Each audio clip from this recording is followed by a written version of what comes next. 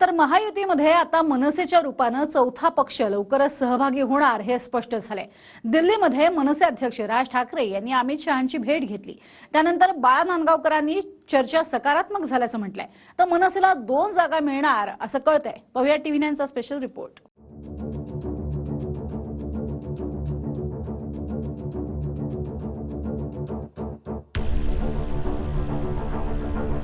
महायुतीत नवे ठाकरे येतील हे आता निश्चित झालंय। मनसे अध्यक्ष राज ठाकरेंनी दिल्लीत अमित शहांच्या निवासस्थानी भेट घेतली। अमित शहा आणि राज ठाकरेंमध्ये अर्धा तास चर्चा झाली। याच भेटीत महायुतीत मनसेचा समावेश आणि जागा वाटपावरून चर्चा झाली। सूत्रांकडून मिळालेल्या माहितीनुसार मनसेला महायुतीत 2 जागा मिळू शकतात, दक्षिण मुंबई आणि नाशिक किंवा शिर्डी यापैकी एक। अशा 2 जागांवर चर्चा झाल्याचं कळतंय। अमित शहांनी राज ठाकरेंना 1-2 दिवसात फडणवीसांसोबत बैठक करून जागा वाटप आणि महायुतीत येण्याची प्रक्रिया पूर्ण करावी असं सांगितलंय। एकंदरीत सकारात्मक चर्चा झालेली आहे। आणखीन एखादी मीटिंग होईल, त्याच्यानंतर त्यातला निर्णय बाहेर पडेल। त्यामुळे फलदायी चर्चा आहे, एवढ्या पुरतच मर्यादित मी तुम्हाला आज माहिती देऊ शकतो। नाही, आमच्याकडून फॉर्म्युला असं नाही, परंतु नेमक्या सीट किती मिळाव्यात अशा प्रकारची भावना आहे। त्याच्यावरती साहेबांनी त्यांना काही सांगितलेलं आहे, तर त्याच्यावरती 1-2 दिवसामध्ये एकदा माहिती आली मग तुमच्याशी बोलणार। अरे अस्सल बियाणे भाजपामध्येच नाही तर ते तुम्हाला शेतकऱ्यांना काय देत आहे? यांचं बियाणे सगळं बोगस आहे, सगळे बाजूने बाहेरून घेतात माणसं बियाणे। आज सुद्धा कोणतरी घेतलंय त्यांनी, कारण त्यांना आता असं कळलंय की महाराष्ट्रामध्ये मतं पाहिजे असतील तर मोदी या नावावरती मतं मिळू शकत नाही, ठाकरे या नावावरतीच मतं मिळतात। म्हणून बाळासाहेबांचा फोटो चोरला काही फरक पडत नाही। आज आणखीन एक ठाकरे चोरायचा प्रयत्न करतात, घेऊन जा, मी आणि माझी जनता समोरासमोर आहे, तेवढी मला पुरे आहे। आता ज्या 2 जागा मनसेला मिळू शकतात त्याचं विश्लेषणही जरा समजून घेऊया। दक्षिण मुंबईतून बाळा नांदगावकरांना महायुतीत मनसेकडून उमेदवारी मिळू शकते। सध्या दक्षिण मुंबईत ठाकरेंच्या शिवसेनेकडून अरविंद सावंत तिसऱ्यांदा खासदारकीसाठी मैदानात आहेत। दक्षिण मुंबईतल्या लालबाग परळ भागात बाळा नांदगावकरांचा चांगला प्रभाव आहे। दक्षिण मुंबईत भाजपच्या मतांची संख्याही मोठी असून शिवसेनेतल्या फुटीमुळे नांदगावकर विजयी होऊ शकतात अशी भाजपच्या गोटात चर्चा आहे। दुसरी जागा आहे नाशिक किंवा शिर्डी। नाशिकमध्ये मनसेचा चांगला प्रभाव आहे। नाशिक महापालिकेत मनसेची सत्ता होती आणि महापौरही होता। 2009 मध्ये नाशिकमध्ये वसंत मोरे, नितीन भोसले आणि उत्तमराव ढिकले हे 3 आमदार निवडून आले होते। सध्या नाशिकमधून शिंदेच्या शिवसेनेचे हेमंत गोडसे खासदार आहेत, पण इथे भाजप आणि अजित पवारांच्या राष्ट्रवादीनेही दावा केलाय। आता मनसेसोबत आल्यास नाशिकची जागा मनसेलाच मिळण्याची शक्यता आहे। सन्माननीय नेते बाळा नांदगावकर साहेब आमच्या पक्षाचे वरिष्ठ नेते आहेत। सन्माननीय साहेबांबरोबर ते अनेक वर्ष आहेत आणि सन्माननीय बाळा नांदगावकर जर दिल्लीत गेले, खासदार म्हणून गेले, तर आम्हाला महाराष्ट्र सैनिकांना सर्वांना आनंदच होईल। त्यात काही वाईट वाटण्यासारखं गोष्ट नाही आहे। दिल्लीत राज ठाकरेंच्या दौऱ्यात त्यांचे पुत्र अमित ठाकरेही सोबत होते। एरवी कायम सोबत असणारे बाळा नांदगावकरही राज ठाकरेंच्या दिल्ली दौऱ्यात नव्हते। सोमवारी रात्रीच राज ठाकरे दिल्लीत दाखल झाले। रात्री त्यांचा मुक्काम ताज मानसिंग हॉटेलमध्ये होता। हॉटेलमध्ये येताच महायुती किंवा अमित शहांच्या भेटीवरून राज ठाकरे थेट बोलले नाही। आपल्याला फक्त या एवढंच सांगितल्याचं मिश्किलपणे राज ठाकरे म्हणाले।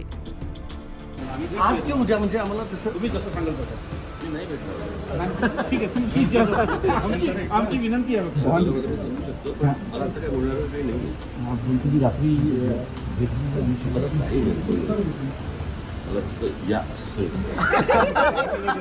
सर तुम्ही पण आम्हाला या म्हणा ना। राज ठाकरे सोबत महायुतीत चौथ्या पक्षाची एंट्री होईल आणि राज ठाकरेंचा फायदा होईल असं दादांचे मंत्री भुजबळ म्हणतात। तर राऊतांनी फार काही फरक पडणार नसल्याचं सांगून राज ठाकरेंना इग्नोर केलं। राज ठाकरे आल्यामुळे निश्चितपणे जे आहे शक्ती वाढेल, कमी काय होणार नाही महायुतीची। तर ते संबंध जे आता जे प्रस्थापित होते ते विधानसभेला उपयोगी पडतील, महानगरपालिकेला उपयोगी पडतील, त्याची चांगली गोष्ट आहे। राज ठाकरे अशा वेळी जर महायुतीत गेले तर त्याचा महाराष्ट्राच्या राजकारणावर नेमका काय परिणाम? मला वाटत नाही काही परिणाम। महाराष्ट्रावर चाल करून येणाऱ्या अनेक शहांचा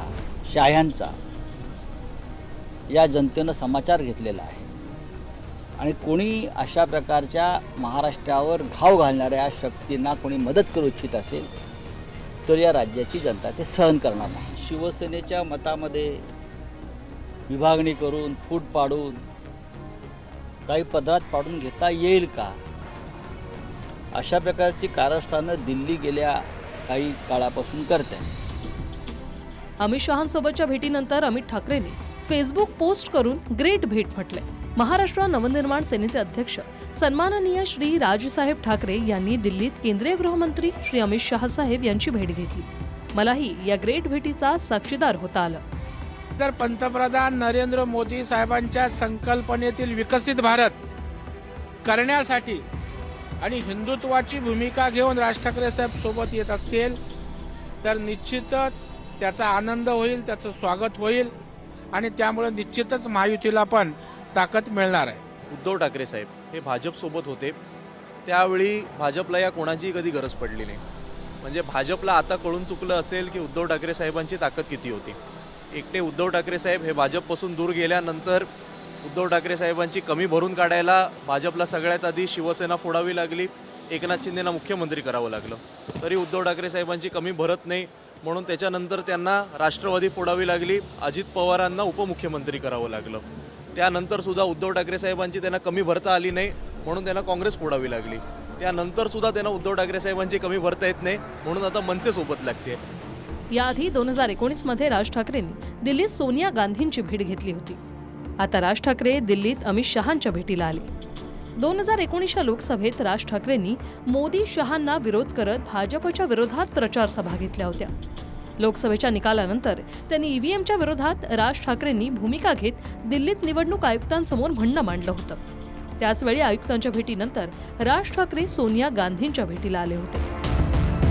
राजकारणात आणि तेही महाराष्ट्राबद्दल कधी काय होईल सांगता येत नाही. युती आणि आघाडीचं समीकरण लोकसभेची निवडणूक झाल्यावरही सुरूच आहे. संदीप राजगोळकर, TV9 मराठी, नवी दिल्ली.